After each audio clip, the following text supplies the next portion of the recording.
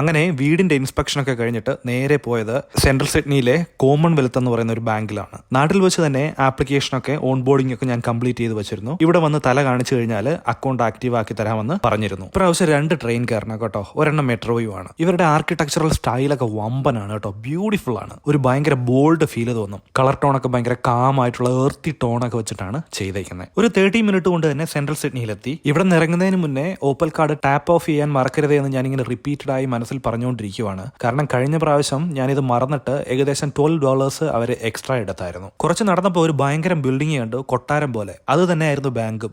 അകമൊക്കെ കണ്ടു കഴിഞ്ഞാൽ correct palace പോലെ അല്ലേ. ഒരു 5 മിനിറ്റ് വെയിറ്റ് ചെയ്തു. കാര്യങ്ങളൊക്കെ ഭയങ്കര സ്മൂത്ത് ആയിട്ട് നടന്നു. അപ്പോൾ തന്നെ എന്റെ പേര് എഴുതിയ ഡെബിറ്റ് കാർഡും തന്നു. ഭയങ്കര പൊളൈറ്റ് ആയിരുന്നു കേട്ടോ എല്ലാവരും. 5 മിനിറ്റ് വെയിറ്റ് ചെയ്തതിന് 5 സോറിയെങ്കിലും കുറഞ്ഞത് പറഞ്ഞു കാണും. 6 മന്ത് കഴിഞ്ഞ് കഴിഞ്ഞാൽ ഹോം ലോണിന് എലിജിബിൾ ആണ് എന്ന് ഞാൻ അങ്ങോട്ട് ചോദിക്കാതെ ഇങ്ങോട്ട് പറഞ്ഞു. പൊട്ടൻഷ്യൽ കസ്റ്റമേഴ്സിനെ നേരത്തെ തന്നെ നൈസിലെ ഹൂക്ക് ചെയ്ത് വെക്കുന്നത് കണ്ടില്ലേ, എന്താ അല്ലേ. ക്ലൈമറ്റ് മാറിയിട്ട് എന്റെ ചുണ്ടൊക്കെ പൊട്ടി. അത് പോരാഞ്ഞിട്ട് ഒരു ചെറിയൊരു കോൾഡും ഉണ്ട്. രാത്രി 11 മണിയായപ്പോൾ വീട്ടിലോട്ട് വിളിച്ചു. അവിടെ വൈകുന്നേരം 4:30 ആയതേ ഉള്ളൂ. ഈ 3 കാന്താരികളെ ഇങ്ങനെ കാണാതിരിക്കുന്ന ഒരു ഭയങ്കര ടാസ്ക്കാണ്. കുറച്ചു നേരം സംസാരിച്ചിരുന്നപ്പോൾ കോൾഡിന്റെ കാര്യമൊക്കെ മറന്നു. പപ്പാ വാ, വന്ന് സോഫയിൽ ഇരിക്കുന്നു, എന്നെ ഒന്ന് എടുക്ക് പപ്പ എന്നൊക്കെ പറയുന്നുണ്ട്. രാത്രി 12 ആയിട്ട് ഉറക്കമൊന്നും വരുന്നില്ല. പിന്നെ ഇവിടെ ഇരുന്ന റോസ്റ്റ് ബീഫ് ഒക്കെ വെച്ചിട്ട് ഒരു നൂഡിൽസ് ഉണ്ടാക്കി കഴിച്ചു. യമ്മി ആയിരുന്നു കേട്ടോ.